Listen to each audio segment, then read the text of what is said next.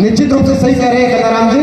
हम अपने को कैसे मतलब अच्छी बना सकते हैं, सम्मानजनक बना सकते हैं, और हम अपनी अलग पहचान कैसे बना सकते हैं समाज के अंदर, इसके बारे में थोड़ा बच्चों से बताना चाहूँगा। जो मेरी आगे बढ़ने की जो तकनीकी रही है, स्ट्रेटेजी रही है, और जो मेरा जो टारगेट रहे हैं, मैं आपके साथ में शेयर करना चाहूँगा। बच्चों मैं आपसे ये कहना चाहूँगा, आप थोड़ा सा, ये तो जरूरत नहीं है, ये जो कि जो मैं आपको जो बताने जा रहा हूँ आज, यदि आप इस पर 10% ही अमल करोगे तो वास्तव में अपने जीवन में कुछ न कुछ हासिल जरूर कर लोगे आप। और सबसे पहले मैं बहुत बहुत धन्यवाद देना चाहूँगा इन भामाशाहों का, जो इतना सब कुछ अपने लिए कर रहे हैं, मतलब आपके लिए कर रहे हैं। वो इसलिए कर रहे हैं कि आप में कुछ प्रतिभाएं हैं, उसको आगे लाने के लिए और आपको वास्तव में आगे बढ़ाने के लिए ऐसा कुछ कर रहे हैं। हम देख रहे हैं कि इतना सब कुछ जो हो रहा है वो अपने लिए यानी आपके लिए हो रहा है। आप एकदम साइलेंस बैठ जाइए, और जो मैं बताने जा रहा हूँ वास्तव में अभिभावकों के लिए भी उतना ही उपयोगी है जितना बच्चों के लिए है। मारवाड़ में जब हम रहते हैं ना, अपने पास एजुकेशन के अलावा कुछ भी नहीं है। हमारी जमीन है वो इतनी उपजाऊ नहीं है, अपने पास में इतना बिजनेस वगैरह नहीं है। अपने आगे बढ़ने का एकमात्र साधन है एजुकेशन यानी शिक्षा, और शिक्षा के माध्यम से आप अपनी पहचान केवल ग्राम स्तर पर नहीं, राज्य स्तर पर नहीं, नेशनल यानी राष्ट्रीय स्तर पर बना सकते हैं। बाड़मेर के बहुत सारे आईएएस लोग बने हुए हैं जो भारत देश के विभिन्न राज्यों में अपनी सेवाएं दे रहे हैं। तो आप समझ दो कि गुजरात के अंदर आईएपीएस लगे हुए हैं, अपने कालेवा के आईएएस साहब हैं जो आसाम यानी पूर्वोत्तर भारत में लगे हुए हैं। उनसे पूछते हैं कि आप कहाँ से होगे, मैं बाड़मेर से, कितना वो गर्व के साथ में कहते हैं। और बाड़मेर में प्रेजेंट टाइम में जो एजुकेशन में जितनी क्रांति आई है इन 10 वर्षों के अंदर, यदि इसको हम और आगे ले जाना चाहें तो हम और अपना नाम कमा सकते हैं पूरे भारत के अंदर। मुझे गर्व है दुर्गाराम मोड़ पर, ये मेरा स्टूडेंट है, और जो आप जयन बन के मेरे पास बैठा है, मुझे बहुत गर्व है। मैं ऐसे स्टूडेंट देखता हूँ तो मुझे वास्तव में बहुत गर्व होता है कि मेरे बड़े स्टूडेंट हैं जो आज मेरे गर्व भी कर रहे हैं। मुझे बहुत ही खुशी होती है।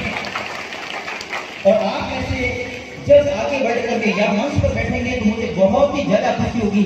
इस दुनिया में दो तरह के लोगों को ही खुशियां ज्यादा होती हैं, एक माँ बाप को ज्यादा होती है और एक आपके गुरुजन को ज्यादा खुशी होती है।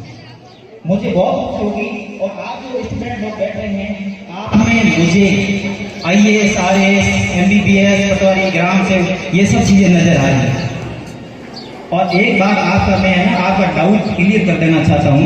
आपने कोई शंका है, संदेह है, मैं आपका क्लियर कर देना चाहता हूँ। कुछ बच्चे सोचते हैं, कुछ अभिभावक सोचते हैं कि हमारे बच्चों का दिमाग नहीं है, या वो पढ़ाई में कमजोर है, या ठोट है। ऐसा कुछ भी नहीं है। वैज्ञानिकों ने ये सिद्ध कर दिया है कि प्रत्येक मानव का यानी हर मानव का 90% दिमाग एक जैसा होता है, 99% दिमाग ऊपर है और एक जगह है। ना तो करनारा कोई ज्यादा होशियार है और नहीं आप कोई ज्यादा ठोट। इसमें दो चीज जो आपको अन्य लोगों से भिन्न बनाती हैं, डिफरेंट बनाती हैं, वो पहली चीज है लगन। मारवाड़ी को हमारी नीति कह रही है, पढ़ने नीति है कि नहीं, ये सबसे बड़ी चीज है जो आपको अन्य लोगों से भिन्न बनाती है। और दूसरी बात यह है कि आप पूर्ण समर्पण तरीके से आप कितना अपने टारगेट या लक्ष्य को समय दे पाते हैं, कितना समर्पित आप हो पाते हैं। एक छोटा सा मैं आपको उदाहरण बता देता हूँ कि चाणक्य नाम आपने सबने सुना होगा, नहीं सुना कोई बात नहीं। एक महान दार्शनिक था, एक बहुत ही विद्वान था यूरोप महाद्वीप के अंदर। उसके पास एक शिष्य गया, उसने पूछा कि ये गुरुजी सफलता क्या होती है, मतलब हम जीवन में सफल कैसे होते हैं, उसका तरीका क्या है। गुरुजी ने कुछ नहीं बोला, क्योंकि सफलता एक इतना बड़ा शब्द है कि जिसको हम एक दो लाइन के अंदर परिभाषित नहीं कर सकते हैं, उसको हम मतलब नहीं समझा सकते हैं किसी भी स्टूडेंट को। आज 5 के स्टूडेंट हमसे से पूछे कि सर सफलता क्या है, तो हम उसको नहीं समझा पाएंगे। बच्चों से निवेदन है, 1 मिनट आप एकदम शांति बने रखें। तो गुरुजी ने कहा कि हम क्या करते हैं कि कल समुद्र के किनारे चलते हैं, यानी नदी के किनारे चलते हैं। तो नदी के किनारे गए, दूसरे दिन और उस गुरुजी ने उस शिष्य को पानी के अंदर डुबोया। पहले गर्दन तक डुबोया, फिर मुंह तक डुबोया, फिर नाक तक डुबो दिया, फिर पूरा डुबोया। तो जब उसको गले तक डुबोया था तो उसको कुछ एहसास नहीं हो रहा था, नो प्रॉब्लम, पानी में है, ठंडी हवा आ रही है, कोई समस्या नहीं है। जब उसको नाक तक डुबोया, पूरा डुबोया, तो वो एक प्रकार से छटपटा रहा था वो बाहर निकलने के लिए। मतलब उसको उस समय कुछ भी याद नहीं आ रहा है कि मेरे पास गाड़ी होनी चाहिए, मेरे पास धन होना चाहिए, मेरे पास बंगला होना चाहिए, कुछ याद नहीं हो रहा है। इसका एक टारगेट था, मुझे ऑक्सीजन मिलनी चाहिए, मुझे हवा मिलनी चाहिए, हवा के बिना मैं मर जाऊंगा। वो छटपटा रहा था। और जैसे उसने कहा मेरे को बाहर निकालो, तो तेरे को क्या चाहिए? मेरे को ऑक्सीजन चाहिए और कुछ भी नहीं चाहिए। और जैसे इसको बाहर निकाला तब पूछा कि शिष्य आपको समझ में आया कि सफलता क्या है? कि हाँ गुरुजी, मुझे समझ में आ गया कि हमारी सफलता, हमारा टारगेट वो चीज होती है जिसके लिए हम तड़पते हैं, उसको प्राप्त करने के लिए चटपटाते हैं, उसके लिए ही हम सब कुछ करते हैं, वही चीज नजर आती है, वही सफलता है। और जिस दिन स्टूडेंट्स आप में ये तड़प आ जाएगी कि मुझे मेरा टारगेट प्राप्त करना है, उसमें आप जरूर सफल हो जाएंगे। दूसरी बात, मैं आपको सफल होने की टेक्निक बताता हूं कि अपन कोई भी कंपटीशन फाइट करते हैं, थोड़ा मेरा स्पीच लंबा होगा, थोड़ा आप ही धैर्य बनाए रखना, क्योंकि बहुत काम की चीजें अभिभावक के लिए भी हैं, मेरे लिए भी हैं और आप सब स्टूडेंट के लिए। सबसे पहले आप 10वीं बारी करते हो ना, आज जैसे हम गांव में पढ़ रहे हैं, हम MBBS का शब्द नहीं सुना होगा, IAS का शब्द नहीं सुना होगा, आपने JEE का शब्द नहीं सुना होगा, ऐसी बहुत सारी सर्विस हैं, आपने नाम ही नहीं सुना। आपने सिर्फ मास्टर, पटवारी, ग्राम सेवक, तहसीलदार, SDO 4-5 नाम सुने, लेकिन इसके अलावा बहुत सारी सर्विसें होती हैं। हम क्या करते हैं, शहर के लोग क्या करते हैं, 10वीं पढ़ने के बाद में बच्चे को MBBS तैयारी करने के लिए कोटा भेज देते हैं, उनमें टारगेट फिक्स कर देते हैं कि बेटा देखो भाई MBBS करनी, वो करनी। तो क्यों ना हम MBBS भले ही न कर पाए, लेकिन 10वीं के बाद में हम अपना टारगेट निश्चित कर देते हैं कि मेरे को 12वीं में पटवारी बनना है, ग्राम सेवक बनना है, सर्विस लेनी है, मैकेनिकल इंजीनियरिंग में जाना है, मेरे को बिजनेस करना है, मेरे को डांसर बनना है, मेरे को कला क्षेत्र में जाना है। कोई भी क्षेत्र छोटा मोटा नहीं है, आप कला के क्षेत्र में जाकर के बहुत अच्छा नाम कमा सकते हो, एक कवि के रूप में, एक डांसर के रूप में, एक एक्टर के रूप में नाम कमा सकते हो। आप एक बिजनेसमैन के रूप में नाम कमा सकते हो, जैसे मालखान गोसाई राम जी। आप सर्विस के क्षेत्र में काम कर सकते हो, आप इंजीनियरिंग मतलब आप जैसे कोई भी मिस्त्री बन सकते हो, आप बहुत बड़े मिस्त्री बन के नाम कमा सकते हो। तो आप है ना 10वीं बारी के बाद में अपने जीवन का टारगेट बना लीजिए।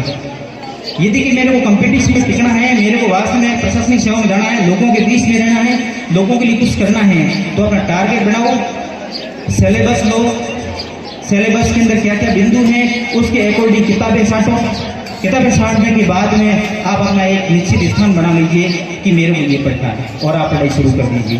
कम से कम आपको 3 साल सक्सेस होने में लगेंगे, जब तक आपको धैर्य बनाए रखना होगा। विशेष करके किसको? अभिभावक क्या है, हमें सोरो बाहर कर ली, हमें सोरो कमांड जो होगी वो हमें पी नहीं लानी है, ब्याह करना पड़ी, हमें आगे पढ़ाई नहीं कर छोड़ी। और मैं ये कहता हूँ कि मैंने मेरी सारी पढ़ाई मेरे गौना लाने के बाद ही हुई, मतलब मेरी शादी होने के बाद ये सारी पढ़ाई हुई। मैंने कम से कम 7-8 एग्जाम फाइट किए हैं, किसी भी एग्जाम में फेल नहीं हुआ। RS में रिटर्न में हमेशा फॉर्म बढ़ते रहता हूँ, लेकिन इंटरव्यू की वजह से पिछड़ जाता हूँ, अलग बात है। पटवारी, ग्राम सेवक 3rd ग्रेड, मैं 21 साल का था तब मैं 2nd ग्रेड लगा था दूधवा में, सबसे पहले 6-7 साल वहाँ सेवा दी थी। इस स्कूल के लिए पढ़ा और इस स्कूल के अंदर मैंने 2 साल लेक्चर के रूप में सेवा दी है। विद्यार्थियों, मैं आपसे यही कहना चाहता हूँ कि विद्यार्थियों, आपको ये पता नहीं है कि आपके अभिभावक यानी आपके माँ बाप आपसे कितनी बड़ी आशा के साथ में स्कूल भेजते हैं। माँ बाप कहीं जाते हैं बड़े गर्व से कहते हैं मेरा बच्चा पढ़ रहा है, टॉपर है, वो बनेगा, उनको बहुत ही ज्यादा खुशी होती है।